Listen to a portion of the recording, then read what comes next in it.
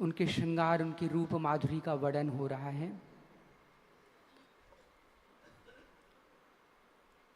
जो हमारी श्री राधा रानी हैं वो रंगीली हैं। रंगीली का अर्थ होता है रंग बिरंगी।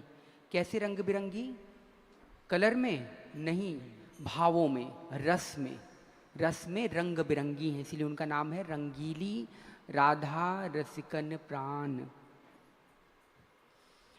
और रसिकों की प्राण है वो, और वृंदावन की रसिकों की, या जो रसिक अवगाहन करते हैं, उन रसों का अवगाहन करने वाले रसिकों की श्री राधा रानी क्या हैं? प्राण हैं, प्राण के समान हैं।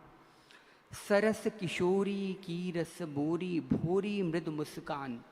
सरस हैं, सरस का अर्थ है सुंदर रस, रस से परिपूर्ण। किशोरी की रस बोरी, किशोरी हैं। किशोरी क्यों कहा गया है? राधा कृष्ण को जब भी हम बोलते हैं क्यों बोलते हैं? नित्य युगल किशोर हैं। भगवान शिव और पार्वती को भी युगल किशोर ही दिखाया जाता है। वो आप लोग उसमें अलग देखते होंगे, लेकिन शास्त्रों में जो वर्णित है वो उनका किशोर रूप ही है, भगवान शिव और पार्वती जी का। इसलिए आपने कभी देवताओं को दाढ़ी मूछ नहीं देखा होगा। देखा है कभी? क्यों? क्योंकि किशोरावस्था में दाढ़ी मूछ नहीं आती। किशोर क्यों बोला जाता है? क्योंकि किशोर प्रतिक्षण वर्धमानम की स्थिति में होता है, और वो सबसे, जो उस की अवस्था होती है, किशोर वय की अवस्था सबसे अलौकिक अवस्था होती है। जवानी क्या होती है?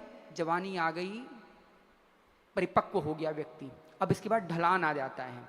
लेकिन किशोरावस्था वो होता है जो पौगंड अवस्था से प्राप्त आगे बढ़ा है और जवानी अवस्था पे अब आगे जाएगा। तो जो बीच का माधुर्य है वो किशोरावस्था में आता है। इसलिए किशोरावस्था के युवक या युवतियाँ बहुत सुंदर लगते हैं, होते हैं ना, आपने देखा ही होगा। तो इसलिए किशोर वय बोला जाता है उनको।